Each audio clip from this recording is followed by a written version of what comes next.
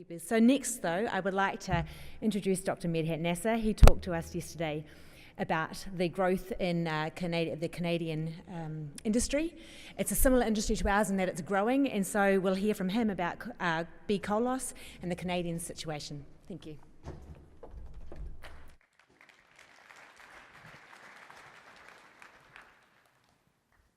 Thank you.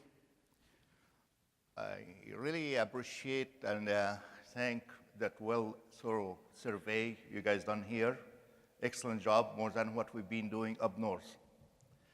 As a matter of fact, as I go through, we've been doing the survey since 2006, 2007, and we got to a period, what they call it, survey fatigue, because as Barry mentioned, people got tired of it and start also complaining about it.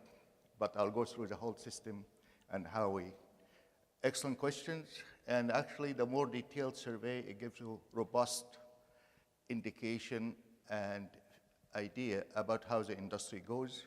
It gives you better results to develop recommendations, and as you mentioned early on, it gives you also indication what can you predict in the future for the industry to help them to move forward. And that's really great work. Yeah. As you notice here in the first slide, you can see three things: bees, environment, and beekeepers. That's what we deal with all the time. And actually the survey has to cover all of these three aspects to give us better ideas what's going on. Oh, yeah, here it is.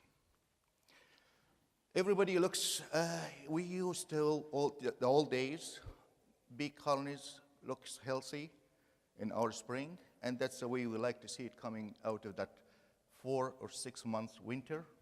You guys lucky you don't have that kind of stress. But despite what everybody complains about, bee decline, bees around the whole world are increasing by about 5 to 10%. As indication here, that's actually a global survey based on United Nations numbers. It shows from 1961 to 2011, there is an increase in the number of hives. Yes, locally and in certain locations and certain countries, the bees being challenged and there is loss of colonies. However, with the management being applied and corrected, beekeepers are able to recover. Thanks to colony collapse disorder, actually it started with us on the right track. In medicine, animal health, they have what they call it epidemiology.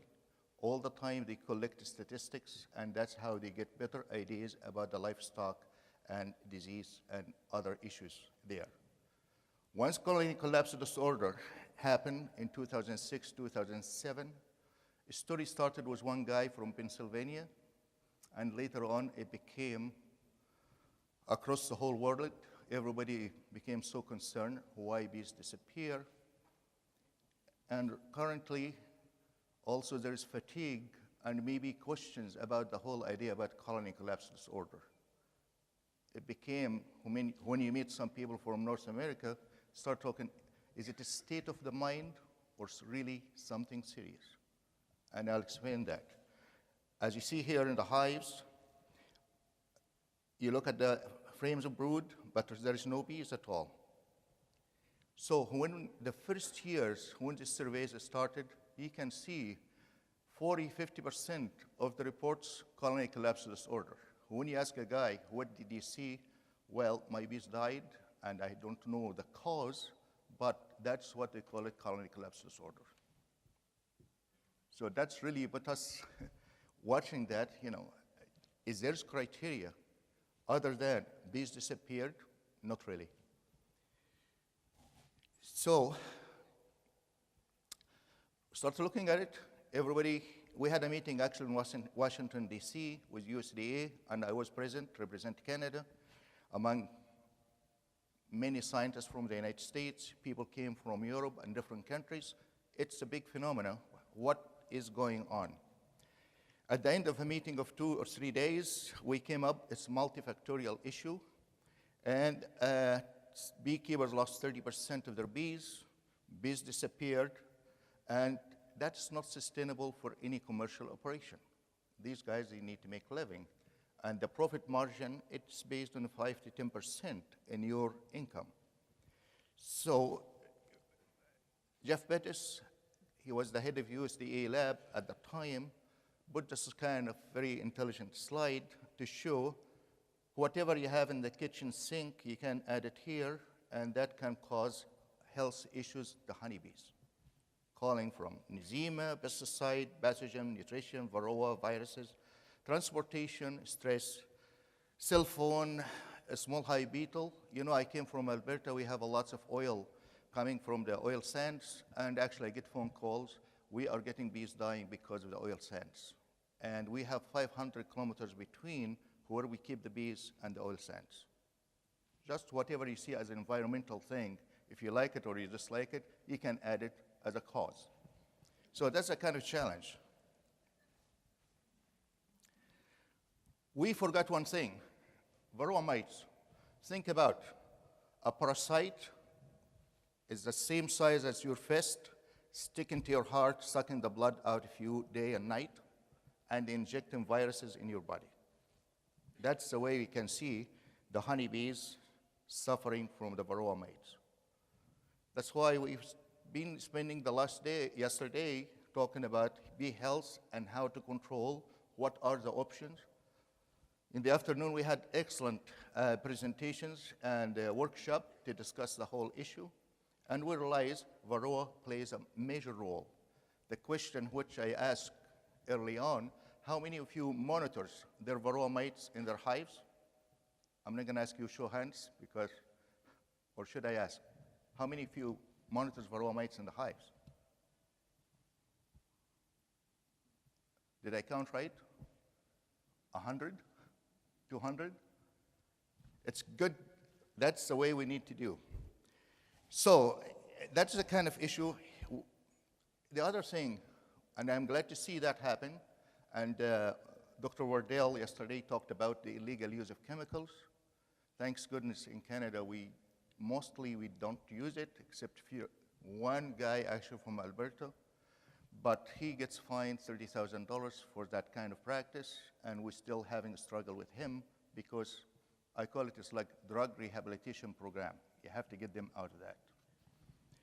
So this is common in some places, but we never hear about it because there is issues legally and consumer perception, as we talked about, biosecurity and safety. And if you are exporting country, you would like to make sure everything is good. Oops.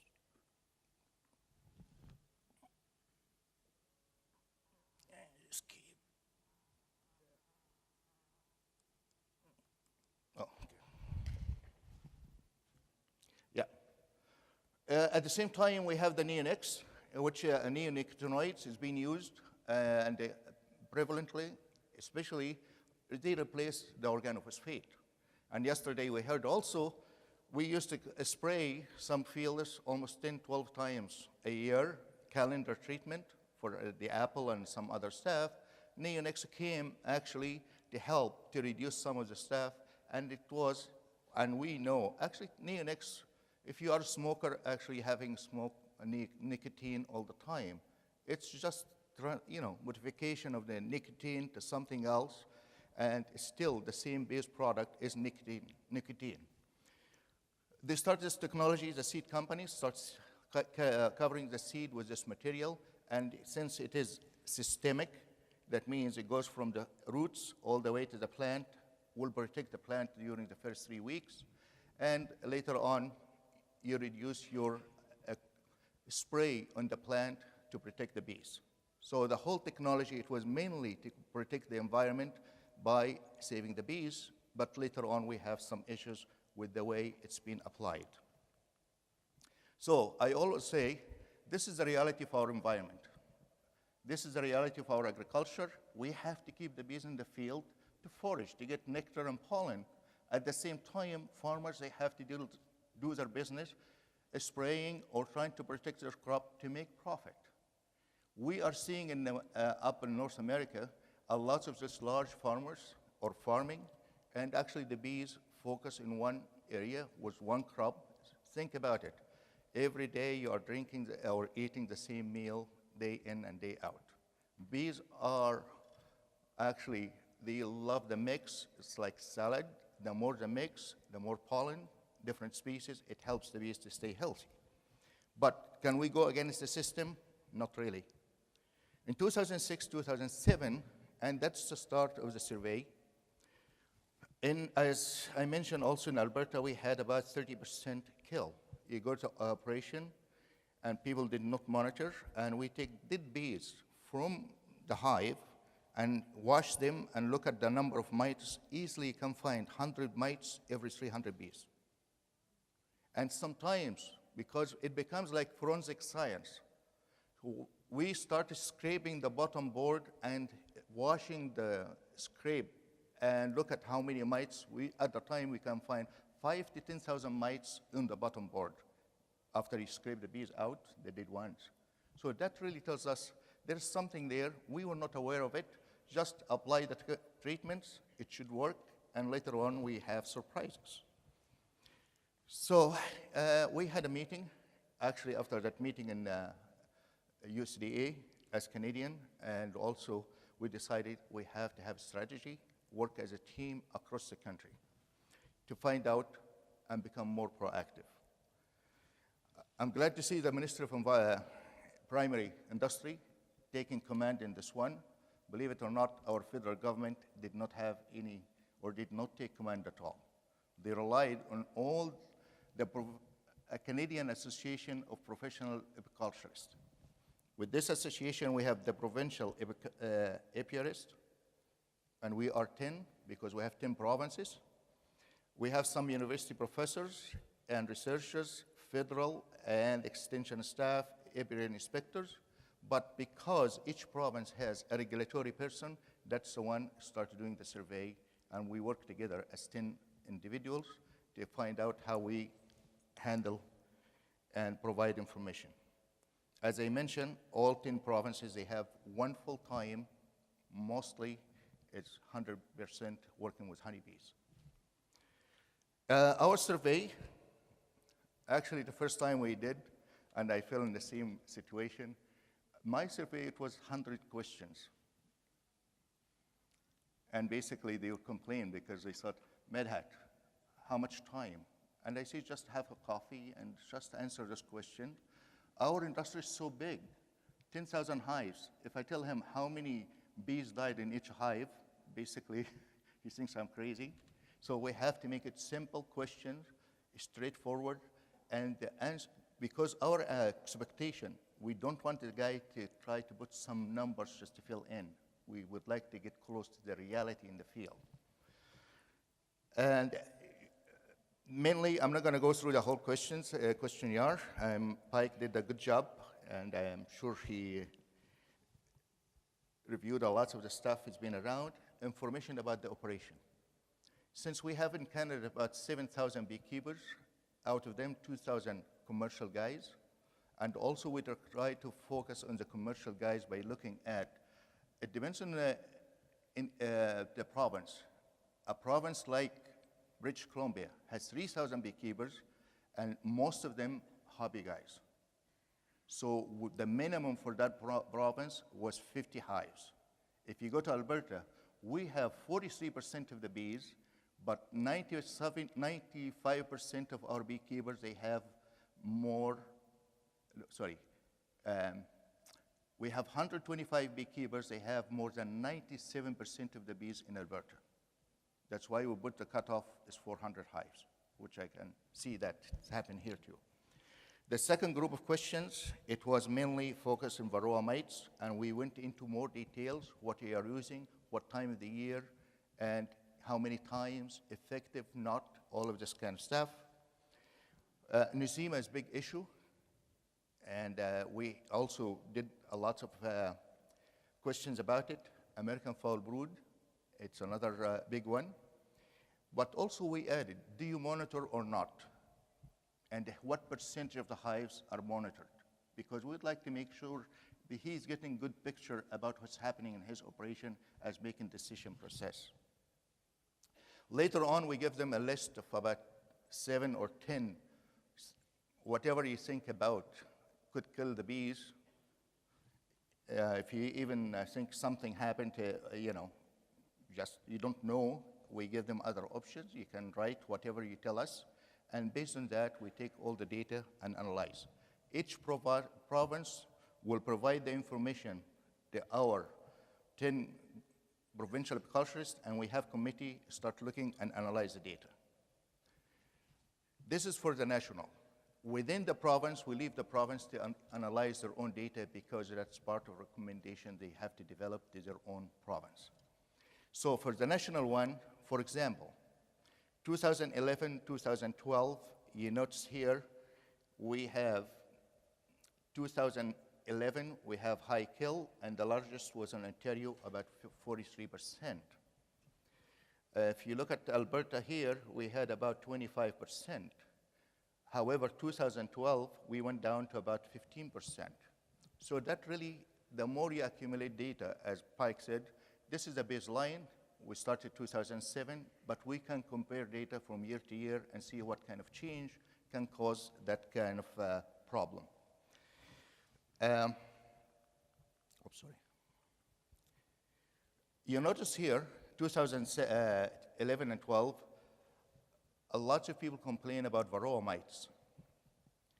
We didn't see much about pesticide, but we saw it only in Ontario as a province. So a survey can help you to isolate the region where they suffer from certain phenomena or something happened unusual.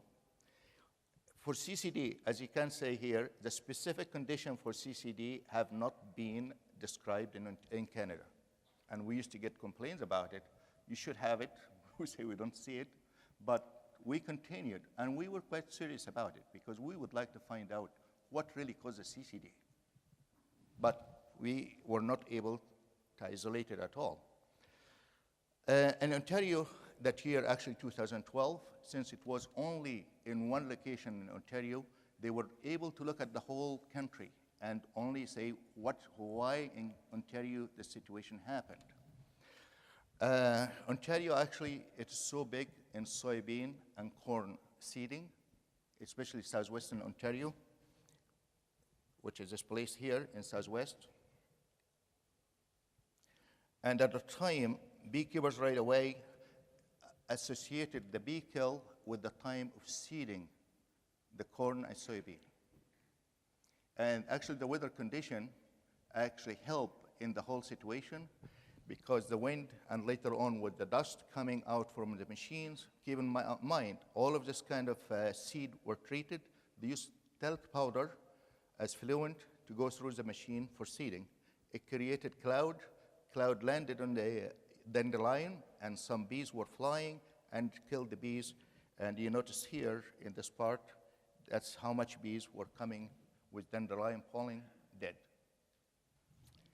So it was easy. That tells you the power of survey, instead of just going across the whole country to find out what's going on, but isolate the problem to one location, and that's where the federal government start to focus on monitoring and see and investigating to see what's going on.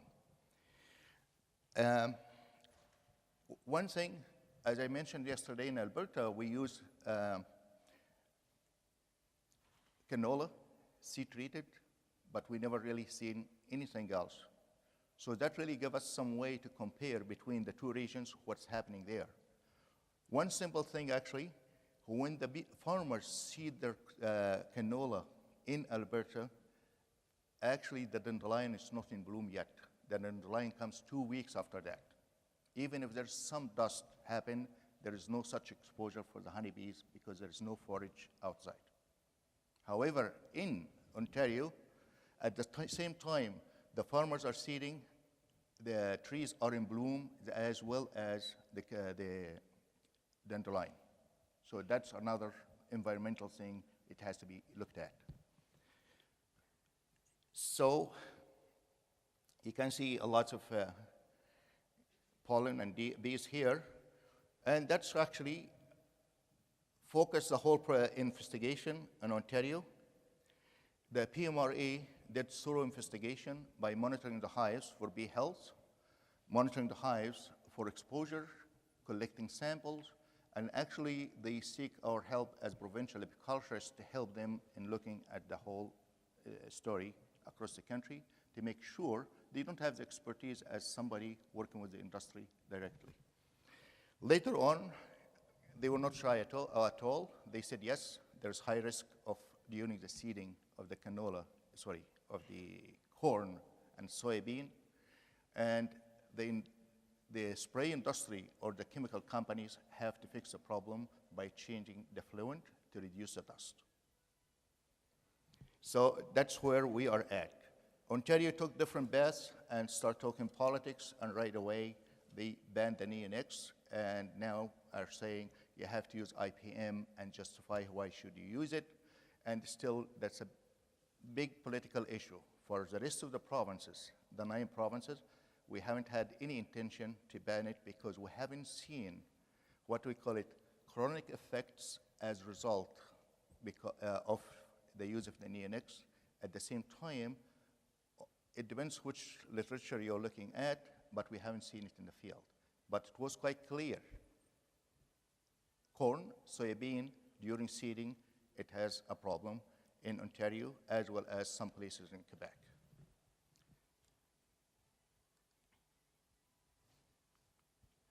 So if you move down now to 2014, it's quite interesting. You can find in Ontario, we got 58%. And again, that's the power of having a survey across the whole country. Our surveys, actually, it matches the same kind of reports here. We survey about 40% of the bees in Canada. And that is really quite good because it gives you good indication what's going on. With that figure you showed out here, the number of hives surveyed, actually, if you might make it relative to the total number of hives in the country, and then can give you a better indication what percentage of the hives surveyed.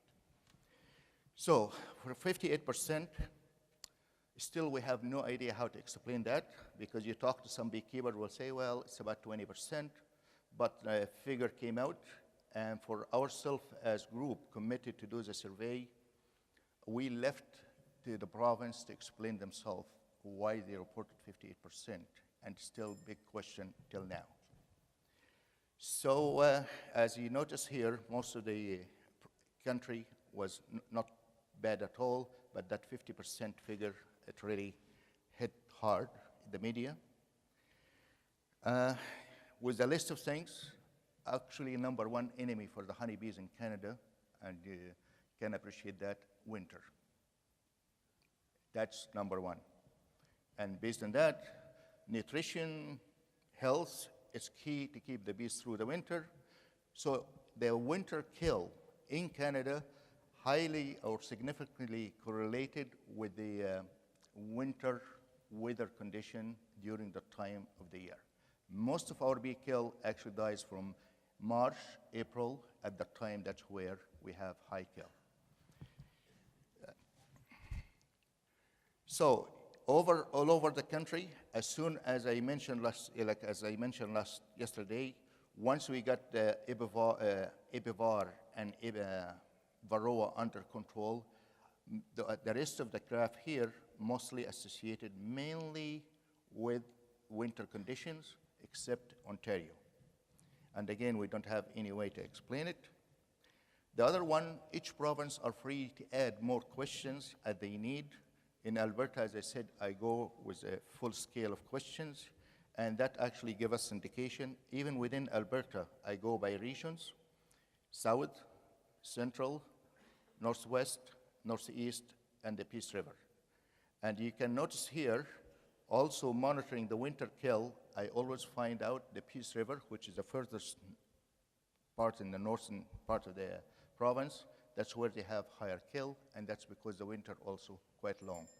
The lowest kill is down here in southern part of Alberta. It's about 15%, and that's kind of explain the weather condition actually can determine our winter kill for the bees.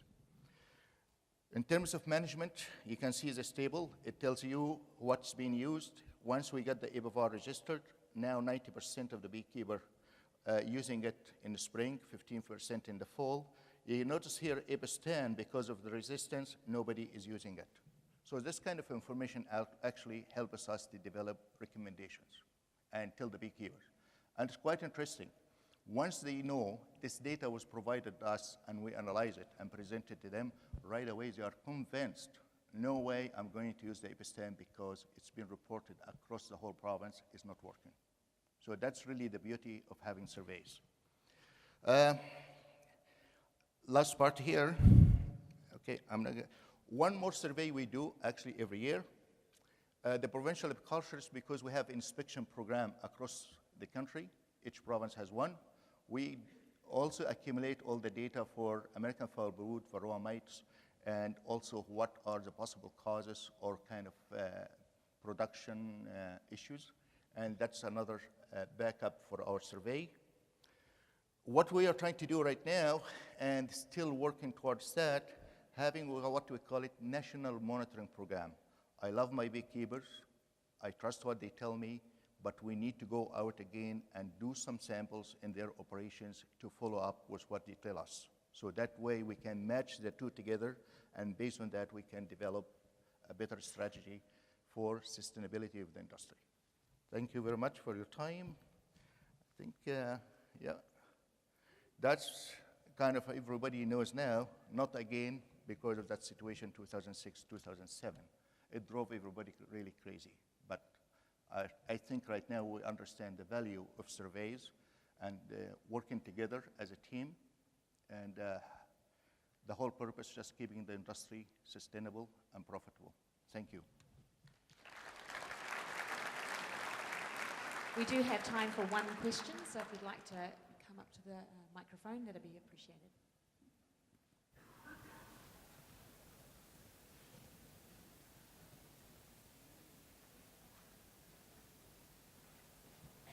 I'm actually from Ontario, Canada. Yeah. And some of those pictures are my hives. Yes. And I'm dead sure it's neonics. Yeah.